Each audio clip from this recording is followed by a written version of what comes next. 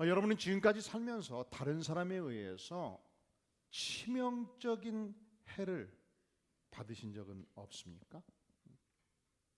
나를 모함해서 내가 회사에서 승진이 막혔다. 내가 보증을 서줬는데 내 집이 날아가 버렸다. 내 명예를 심각하게 실추시켰다. 그래서 인격의 타격을 받고 재산상의 손실을 입을 때, 그때 여러분 마음에서 어떤 생각이 일어나던가요?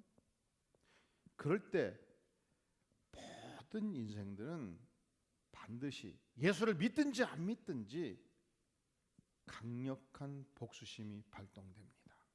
이게 인간이에요. 나는 아니다. 손 들어보세요. 난 아니다.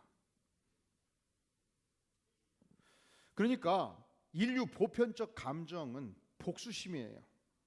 어찌 나를 해친 자를 그만둘 수 있겠는가? 내가 나를 해친 자에게 100배, 1000배로 갚아주겠다. 이것이 인간의 자연스러운 경향이에요. 그런데 이걸 그냥 놔두면요, 복수의 악순환이 오지 않겠습니까?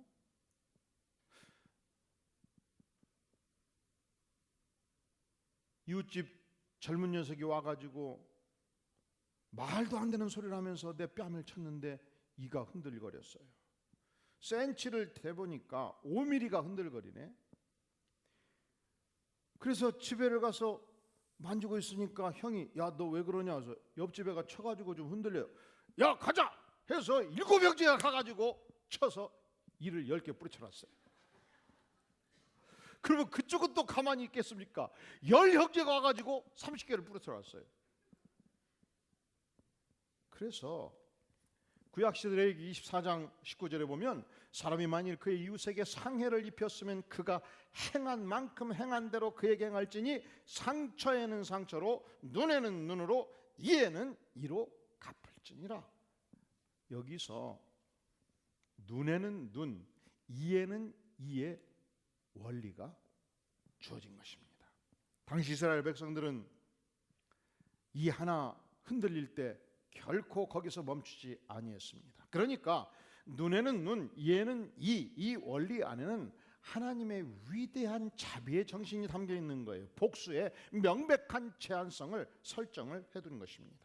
내가 아무리 화가 나고 내가 아무리 힘이 세다고 그래서 그 선을 넘어서지 말라. 두 번째, 눈에는 눈, 이에는 이 원리 안에는 경고의 의미가 담겨 있어요. 내가 만약에 화가 난다고 해서 상대방 이를 하나 부러뜨리면 반드시 내 이도 하나 빠진다. 그래서 아무리 화가 나도 내 이가 빠져서는 안 되기 때문에 가격을 않는 거예요. 오늘날 솔로몬 군대에 가면 솔로몬 군대의 법은 이렇습니다. 사람을 죽이면 사형 언도를 내리지 않습니까? 사형 집행을 이렇게 해요. 집행관이 광장에 있는 킬링 스톤, 사람을 죽이는 돌이 있어요. 그리 데리고 갑니다. 좀 잔인하니까 그냥 좀 귀가 어려운 분들은 귀 막으셔도 돼요. 집행관이 그 돌로 데리고 가서 머리를 돌로 박는 거예요. 그래서 죽을 때까지 때리는 거죠. 그러면 바위가 피가 흥건하지 않겠습니까? 누구도 그 바위의 피를 씻지 못하게 돼 있어요. 그러면 그 광장에 지나가는 사람들이 피비린내 냄새 나지요? 피가 흥건하지요? 그 모습을 보면서 경고를 받는 거예요. 내가 사람을 죽이면 내가 바로 이곳에서 이렇게 죽으리라. 경고를 받는 거예요. 이것이 눈에는 눈, 이에는 이의 원리인데 오늘 예수님께서는 구약시대에 적용됐던 이 눈에는 눈, 이에는 이의 원리에 대해서 새로운 하늘의 원리, 하늘의 음성을 선언하신 것입니다. 38절 또 눈에는 눈으로 이에는 이로 갚으라 하였다는 것을 너희가 그 다음 뭐예요? 들었으나 그러나 새로운 원리, 승화된 원리, 만 백성이 지켜야 될 천상의 원리를 내가 제시하겠다. 예수님이 하신 말씀이에요. 악한 자를 어떻게 대적하지 말라는 것입니다. 이 대적하지 말라가 엔티스테나이라는 단어인데, 악한 자를 향해서 싸우지 말라, 악한 자를 향해서 보복하지 말라는 거예요. 이것이 새로운 원리예요. 그리고 이 새로운 원리에 따라서 바울 사도는 로마서 12장 17절 이하에서 말씀하기를, 아무에게도 악으로 갚지 말고 모든 사람 앞에서 선한 일을 도모하라, 악에게 지지 말고 서로로 악을 이겨라 말씀하십니다. 내 원수가 줄이거든 먹이고 목마르거든 마시게 하라.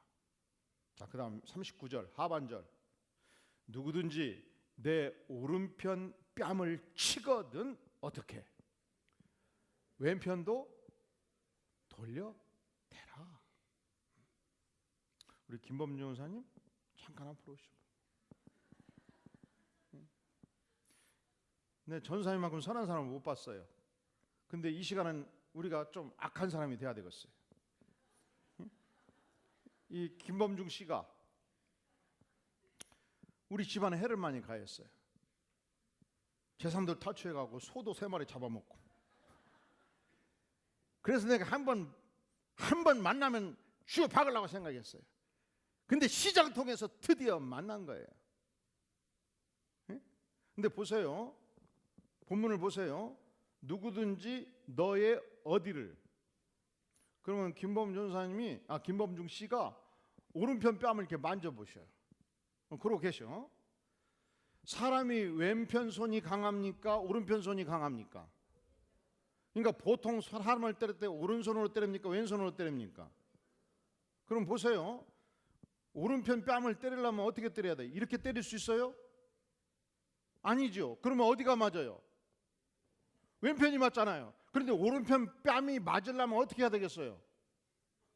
왼손으로 치면 힘이 약한데? 그래서 이렇게 쳐버린 거예요. 그럼 보세요. 원래 하나님이 뺨에, 손바닥에 천연 고무를 만들어 두셔가지고 이걸로 쳐야 안 아프게 만드셨는데, 이 5손가락 뼈마디가 그대로 찰과상을 일으키지 않겠어요? 유대인들은 이렇게 칠 때 대단한 모욕감을 느꼈다고 그래요. 그러면 가만히 있겠습니까? 내 멱살을 주지 않겠어요? 그렇게 하지 말라는 거예요. 그렇게 하지 마셔. 알았지요? 그러면 어떻게 하라는 거예요? 한번 해보시오. 그렇게 가만히 있으면 안 된다니까. 아니라니까. 왼뺨을 쳐라고 돌려대야지. 그렇지. 그때 들어가셔. 자, 그러면 보세요. 이 말씀의 원리가 뭐냔 말이죠. 왜 이렇게 주께서 우리에게 말씀하시냔 말이죠. 여러분, 이 말씀이 폭력을 정당화하는 말씀이 아니에요. 우리 인생은 하나님의 형상으로 창조된 인생이기 때문에 여러분 결심하세요. 내가 사는 날 동안 나의 가족을 향해서, 나와 함께하는 백성을 향해서 결코 폭력을 행사하지 않겠습니다. 결심하세요. 우리 한국은 가족 형태가 폐쇄적이기 때문에 우리 집안 안에서 일어난 일을 밖에 알리지 않는 것을 예의로 생각을 해요. 그래서 가정에 엄청난 폭력이 일어나도 사랑하기 때문에 보호해줘요. 근데 아니에요. 사랑하기 때문에 때려서는 안 돼요. 그러니까 남성들이 결심하셔야 돼. 내가 사는 날 동안 절대로 폭력은 없다. 할렐루야. 근데 요즘은 또 매 맞는 남편들이 그렇게 많대요. 그러니까 여성들도 결심하셔야 돼. 아무리 화가 나도 내가 내 남자를 치는 일이 없어야 쓰겠다.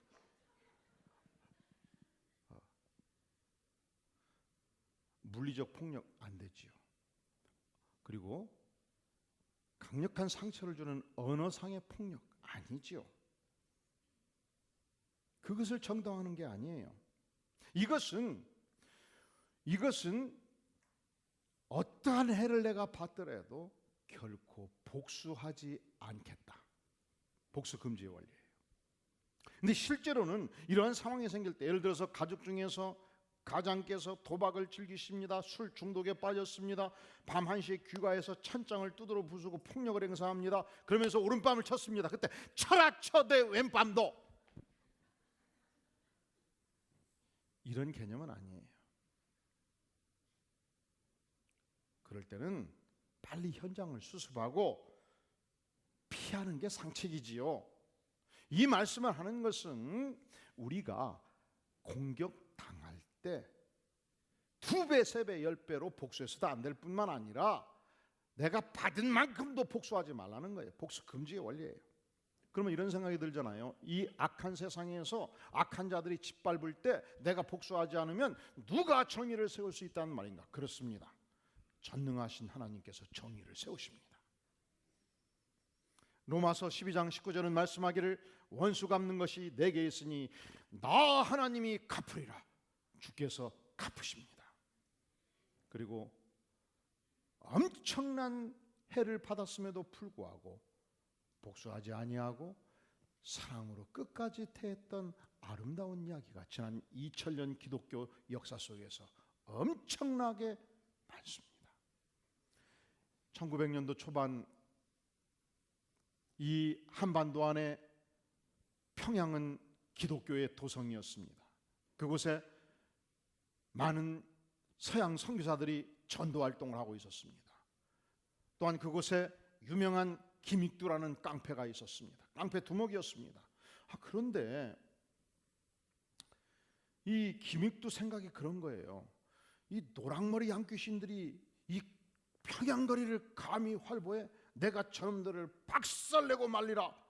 마침 사무엘 모펫 선교사가 걸어가고 있었습니다. 그를 엎어치기로 때려 눕혀놓고서 치고 돌로 머리를 짓밟았습니다. 피를 철철 흘리면서 결국 병원에 입원해가지고 몇 달 치료를 받고 나오게 된 것입니다. 그런데 우연찮게 또 모펫 선교사가 김익두 깡패 두목을 만난 거예요. 그때 모펫 선교사가 깡패 두목을 껴안으면서 고백했습니다. 내가 당신을 사랑하고 용서하고 예수 믿고 축복을 누리시기를 바라. 근데 이게 굉장한 충격이 된 거예요. 굉장한 충격. 왜냐하면 이 주먹의 세계에서는 내가 상대편 깡패 세계에 졸개 한 명을 때리면 야구 방망이 들고 50명이 달라들어서 50명을 치는 게 이 어둠의 세계인데, 도대체 이 양귀신들은 저렇게 내가 박살냈는데도 불구하고 나를 사랑한다, 용서한다고 고백하니 도대체 어떻게 된 것이냐 혼란스러웠습니다. 결국 김익두는 사무엘 모펫 선교사 앞에 머리를 숙이고 십자가의 복음을 듣고 예수님을 구주로 영접한 것입니다. 문제는 내가 살았던 세월이에요. 문제는 지금까지 나와 관계 맺은 수많은 어둠의 세계의 백성들이었습니다. 그래서 어느 날 그가 부고장을 날려요. 나 김익두의 옛사람은 예수님과 함께 십자가에서 죽었습니다. 그래서 굉장한 창안의 화제가 되었는데, 김익두가 깡패 생활을 청산했다더라, 김익두가 죽었다더라, 김익두가 이제 예수 믿고 개과천선했다더라, 소문이 쫙 났습니다. 근데 짓궂은 이 상대편 깡패 한 사람이 진짜 지가 변했으려고 뭐 깡패 기질이 어디 가겠어, 내가 테스트를 한번 해봐야 쓰겠다 하고 추운 겨울날 주로 김익두가 자주 움직이는 시장통 2층에 올라가 가지고 추운 겨울날 투어수대 물을 부어버린 거예요. 얼마나 춥습니까? 살을 내리는 추위였습니다. 이때 자기를 가격한 이 후배 깡패를 붙들고 맥살을 주고 흔들었습니다. 자네 말이야, 내가 예수 믿고 옛사람이 죽었다는 것을 기뻐하게, 내가 만일 그렇지 않았으면 자네는 오늘이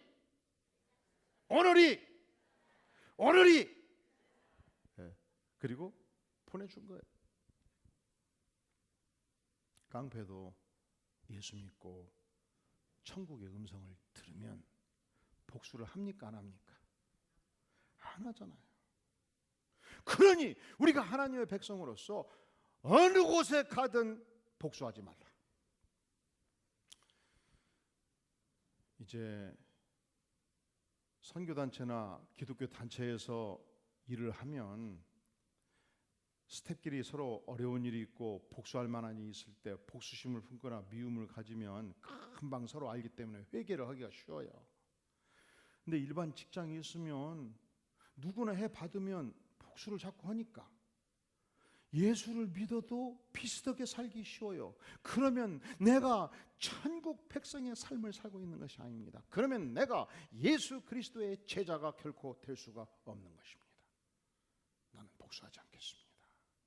나는 하나님의 손에 맡기겠습니다. 고백해야죠.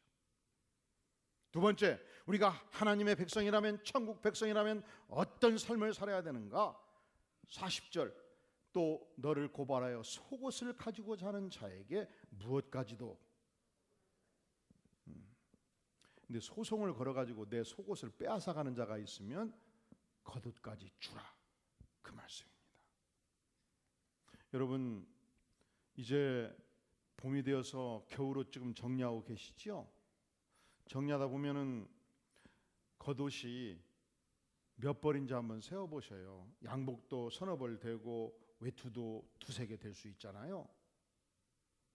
그런데 어떤 옷은 지난 3년간 한 번도 입지 않았어요. 그러면 죽을 때까지 안 입을 가능성이 한 80% 됩니다. 그리고 내년에는 꼭 입어야 쓰겄다 했는데 6년이 지나도 안 입었네. 그러면 죽을 때까지 안 입을 가능성이 99%라. 근데 왜 계속 가지고 있는 거죠? 아까워서, 이쁜 옷인데, 좋은데. 그런데 하나님께서 우리에게 좋은 길을 주셨습니다. 이 굿윌이라는 단체가 있는데, 이 단체는 이런 옷을 기증을 받으면 장애인들이 꼬매요. 장애인들이 분류해요. 그리고 매장의 대부분의 직원들이 장애인들만 고용을 해요. 장애인들이 팔아서 장애인들이 월급을 받는 거예요. 그러면 기증하기가 쉽겠죠. 그래서 저도 지금 막 준비하고 있어요. 이 장애인들이 초등학교를 졸업하고 중학교를 졸업하고 고등학교를 졸업할 때 고3 때 부모가 고민이 그렇게 많대요. 고등학교를 졸업하면 어디로 가야 돼요? 집으로 들어가야 되잖아요. 집에서 24시간 있는 것이 그렇게 힘들다는 거예요. 그런데 그들이 의미 있는 일을 드디어 하게 되었습니다. 그들이 옷을 분류하기 시작했고, 그들이 옷을 판매하게 되었고, 그들이 정당한 노력의 대가를 받게 된 거예요. 근데 문제는 우린 이렇게 겉옷이 여러 벌인데 유대 사회에서는 그렇지 아니했습니다. 유대 사회에서는 양을 한 마리 잡으면 그 양털로 옷 한 벌을 만드는데 이 한 벌 갖기가 그렇게 힘들었던 거예요. 그래서 낮에는 이 양털 겉옷을 입고 밤이 되면 그 옷으로 이불을 만들어 덮었습니다. 그러니까 겉옷이 곧 이불이 된 것이죠. 출애굽기 22장 26절에 말씀하기를 내가 만일 이웃의 옷을 전당 잡거든 해지기 전에 그에게 돌려보내라. 왜냐? 그 몸을 밤에 가릴 이불이기 때문에. 그런데 내 속옷이 소송 걸려서 빼앗길 때 뭐까지 주라고요? 겉옷까지. 그러면 이것은 우리에게 무엇을 말씀하는가? 여러분, 우리가 인생을 살면서 속옷 내 거지요. 겉옷도 내 거지요. 내 것이라는 권리 주장을 포기하라는 거예요. 법정 시비를 벌이지 말라는 거예요. 타인의 권리를 충분히 존중해 주라는 것입니다.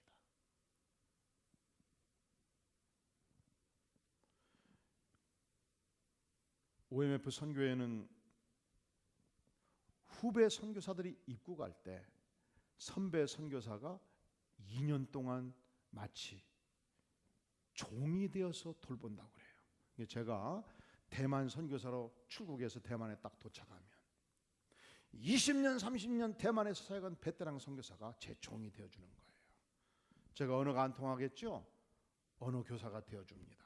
제가 집이 없고 차비 없겠죠?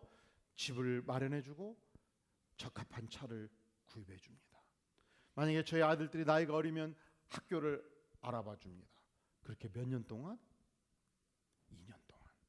내가 선배 선교사로 누릴 수 있는 권리를 스스로 포기하는 것입니다.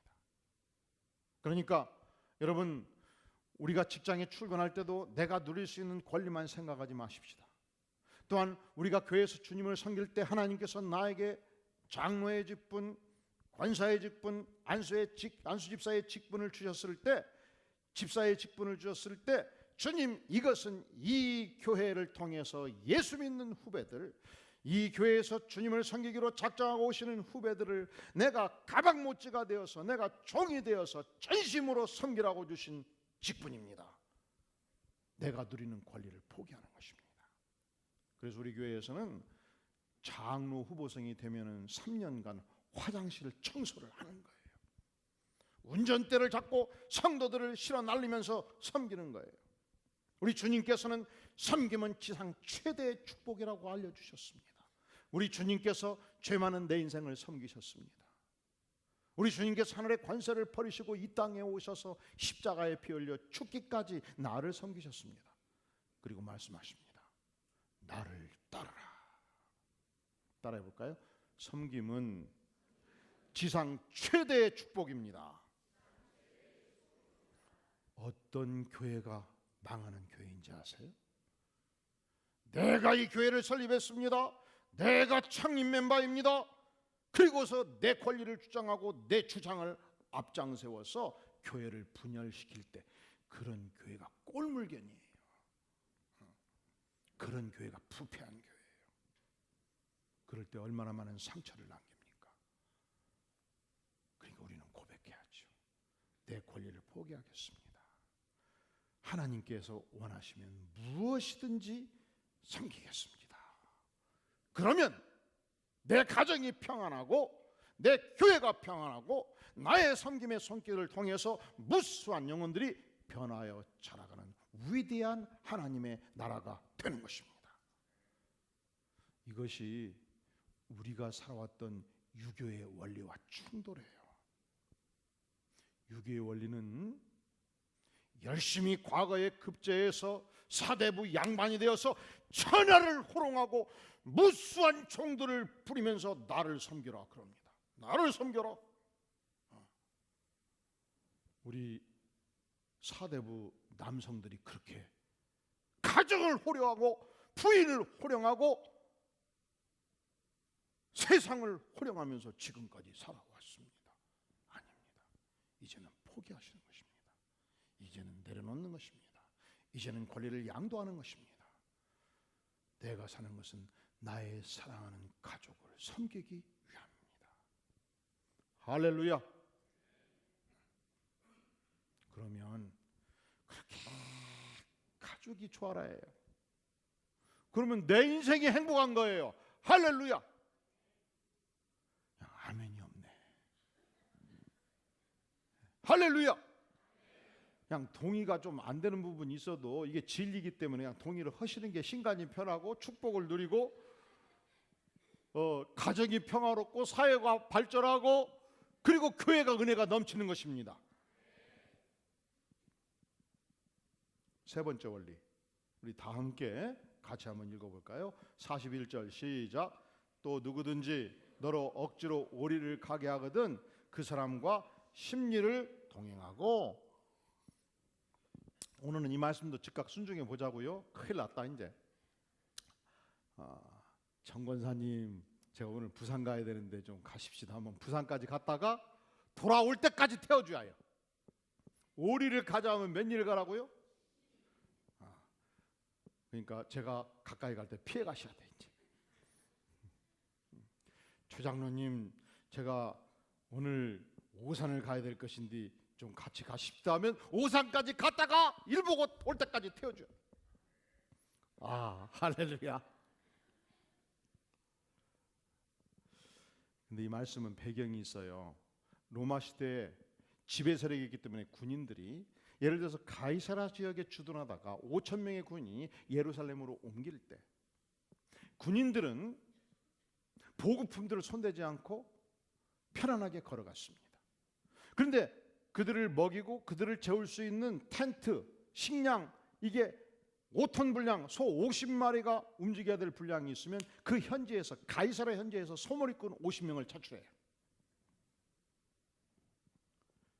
그러면 소머리꾼은 소를 몰고 가면서 속에서 부글부글 끓는 거예요. 나 우리 집 농사 지어야 되는데, 예루살렘 갔다 오면 한 달을 농사를 못 짓는데, 옆집 농사를 지어주면 내가 품삯을 받을 수 있는데, 군시렁 불평불만하고 분노하고 속이 부글부글 끓단 말이에요. 그러다가 로마 병사에게 발각이 되면 늑신 두드려 맞는 거예요.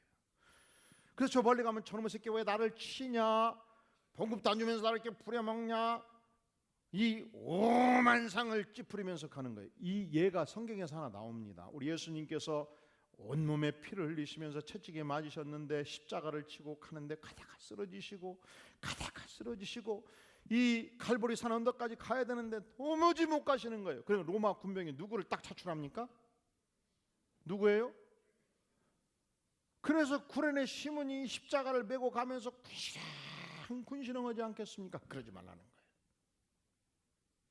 고통당하시는 예수님이 제 아들 십자가 내가 지게 하시니 하나님 감사합니다.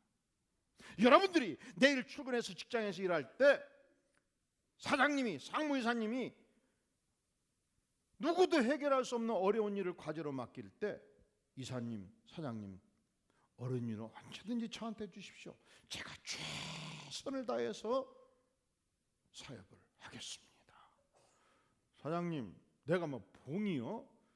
어떻게 힘든 일을 항상 나한테 줘요? 정과장도 있고 최부장도 있잖아요. 이렇게 하지 말라는 거예요.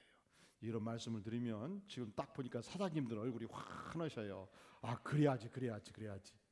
근데 사실은 세상에 사장님이 맞습니까? 직원이 맞습니까?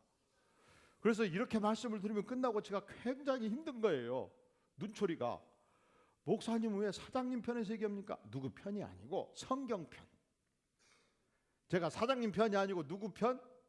성경 편, 예수님 편. 예수님께서 말씀을 하시는 거예요. 그러니까 이 말씀은 우리가 인생을 살면서 어려움을 만날 때, 또 힘든 일을 만날 때, 그때 불평 불만하지를 말라. 구레네 시몬이 얼마나 억울했겠습니까? 얼마나 이게 날벼락입니까? 구경으로 왔다가 차출돼가지고 그 무거운 십자가를 지고 가야 되니 얼마나 힘들겠습니까? 그럴 때조차도 불평 불만하지 말고 하나님께서 나에게 맡기신 일이면 기쁨으로 순응하라.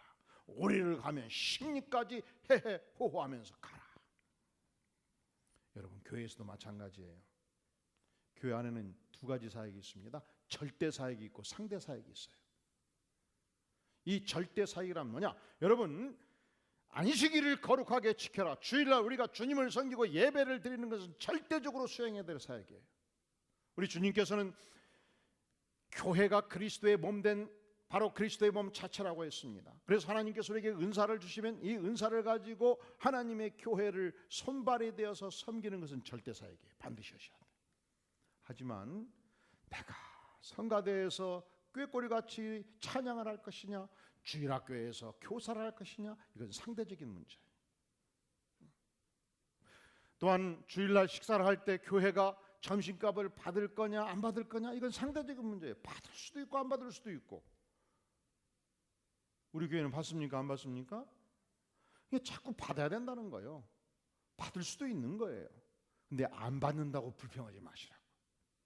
그래서 우리 교회는 그렇게 내고자 하는 분들이 많아서 필리핀의 어린이들이 3만 원이면 한 달을 먹고 산다고 그래서 우리가 100명의 어린이들을 후원하도록 길을 열은 거예요. 여러분, 상대적인 사역에 대해서 이렇게 해도 하나님의 뜻이고 저렇게 해도 하나님의 뜻일진데 반드시 이렇게 해야 됩니다. 안 하면 내가 너무너무 힘들어요. 내 뜻대로 해주세요. 이렇게 하지를 말라는 거예요.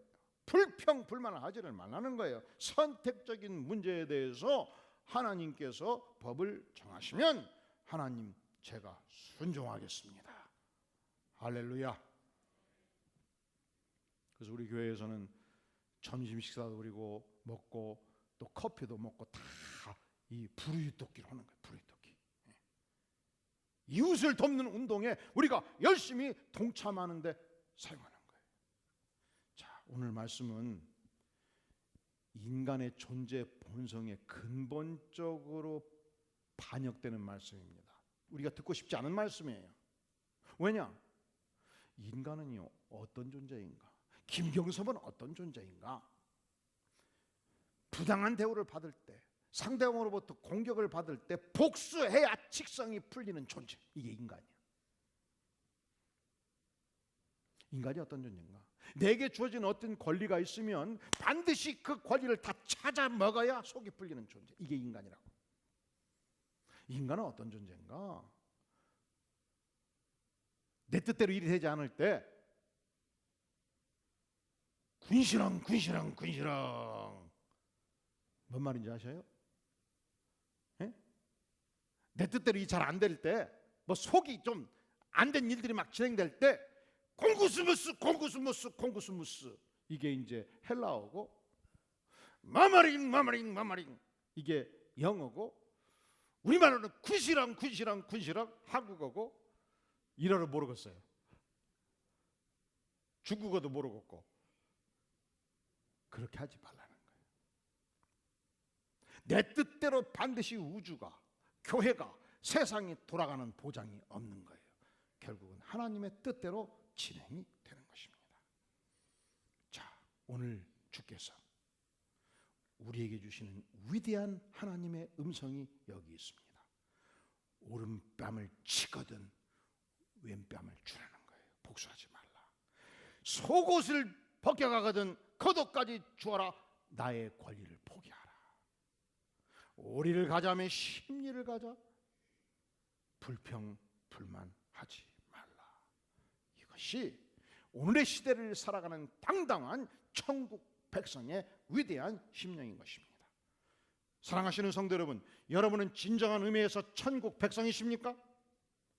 그렇습니까? 그렇다면 이 하늘의 음성에 순종하시겠습니까? 고아의 아버지로 불렸던 조지 뮬러 선교사가 이런 글을 남기고 있습니다. 언젠가 과거 나의 자아가 온전히 죽었던 날이 있었습니다. 그날 조지 뮬러 자신이 죽었습니다. 그날 조지 뮬러의 의견이 죽었고, 그날 조지 뮬러의 취미와 의지가 철저히 죽었습니다. 세상의 비난과 원망에 대해서도 죽었고, 나의 형제와 세상 사람들의 꾸지람과 인정에 대해서도 죽었습니다. 내가 온전히 죽은 그 이후 오직 하나님의 시선, 하나님의 인정만 바라게 되었습니다. 모두 이 축복을 누리는 복된 생애 되시기를 주의 이름으로 축원합니다. 기도하겠습니다. 영광의 주님, 참으로 부족한 인생입니다. 죄 많은 인생입니다. 이 말씀에 순응하기에는 연약한 인생입니다. 주님, 그러나 성령으로 기름 부어 주시옵소서. 나의 못된 자아를 부숴주시고 깨트려 주시옵소서.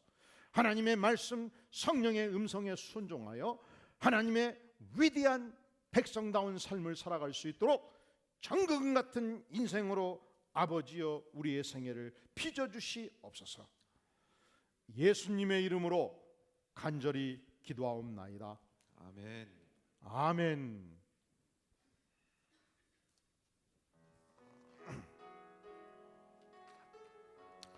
부서져야 하리. 부서져야 하리. 그렇습니다. 나의 자아가 무너져야 하리. 찬양합니다. 부서져야 하리 부서져야 하리 무너져야 하리 무너져야 하리 무너져야 하리 무너져야 하리 깨져야 하리 더 많이 깨져야 하리 깨져야 하리 더 많이 깨져야 하리 더 많이 깨져야 하리 씻게 하리 깨끗이 씻게 하리 씻겨야 하리 깨끗이 씻겨야 다 버리고 다 고치고 다 버리고 다 고치고 겸손히 나아져 겸손히 낮아져도 주 앞에서 정결하고 주 앞에서 정결하고 자랑치 못할 거예요. 자랑치 못할 거예요 부서져야 하리 무너져야 하리 무서져야 하리 깨져야 하리 깨져야 하리 깨끗이 씻겨야 하리 깨끗이 씻겨야 하리 이 시간 다 함께 전능하신 주 앞에 나아가죠. 주님, 나의 못된 자아가 온전히 부서지게 하여 주시옵소서. 깨지게 하여 주시옵소서. 성령 하나님, 내 안에 하나님의 정직한 영을 새롭게 채워 주시옵소서. 하늘의 음성을 듣고 천국 백성의 위대한 삶을 살아갈 수 있는 위대한 인격으로, 하나님의 사람의 인격으로 나를 새롭게 빚어 주시옵소서. 이 시간 간절히 주 앞에 통성으로 나아가겠습니다. 전능하신 주님, 내 안에 못된 자아가 있습니다. 나를 불쌍히 여겨주시옵소서. 아버지여, 깨지기를 원합니다. 부서지기를 원합니다. 무너지게 하여 주시옵소서. 새롭게 하여 주시옵소서. 오직 하나님의 뜻이 내 생애에서 꼭 이루기를 구하고 하나님의 의지가 꼭 이루기를 자랑치 못할 하나님의 거예요 영광이 나타나기를 구하며 이 시간 주 앞에 나아가 부서져야 성령 기름 부어 주시옵소서. 아버지여, 못된 자아를 떼주시옵소서. 새롭게 하여 주시옵소서. 하나님의 영광이 나타나게 도와주시옵소서. 우리를 불쌍히 주시옵소서. 성령의 은혜로 채워주시옵소서. 깨끗이 우리 씻겨야 안에 새로운 영을 창조하시며 하나님의 능력이 나타나기를 간절히 구합니다. 예수님의 이름으로 간절히 기도하옵나이다. 아멘. 아멘. 다 함께 기립하셔서 주께 가오니 찬양하면서 헌물을 주 앞에 드립니다.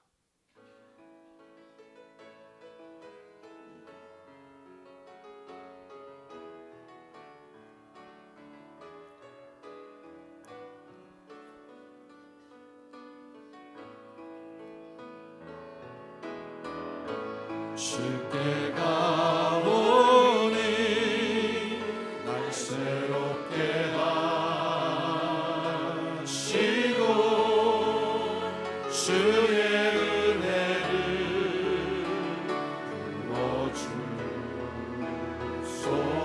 부어주소서.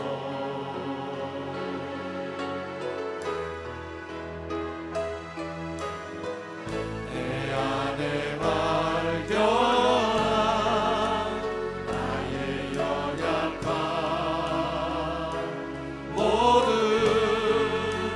벗어지리라. 주의 사랑으로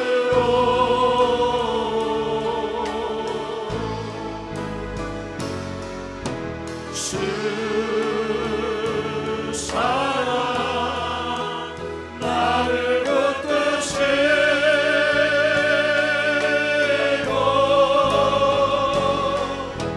주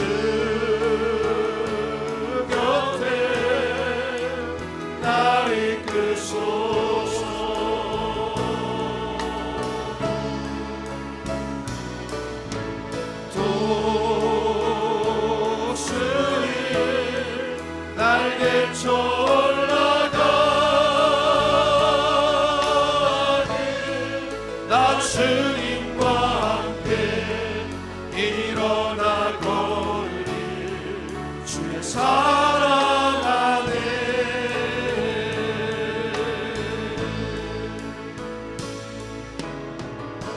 나의 눈 열어 주를 보게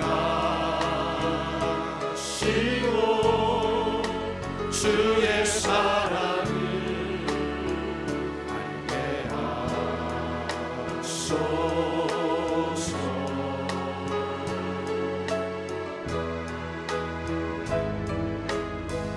매일 나의 삶에 주뜻 이루어지도록 새롭게 하소서. 주의 사랑으로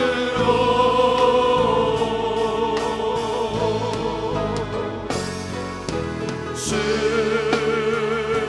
사랑 나를 붙드시고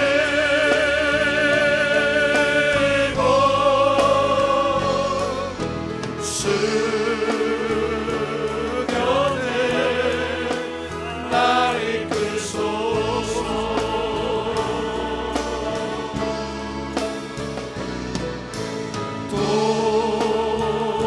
독수리 날개쳐 올라가듯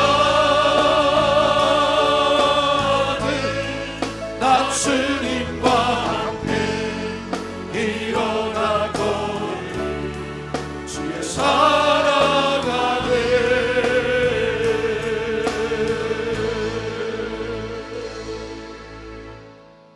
주님 감사합니다. 연약한 인생 주께서 말씀으로 채우시고 새롭게 하시고 주의 은혜를 부어주시니 감사합니다. 이 시간 주께서 베푸신 은총의 삶에 감사하며 각종 예물로 정성을 다하여 나아가는 백성들의 손길을 복되게 받아 주시옵소서.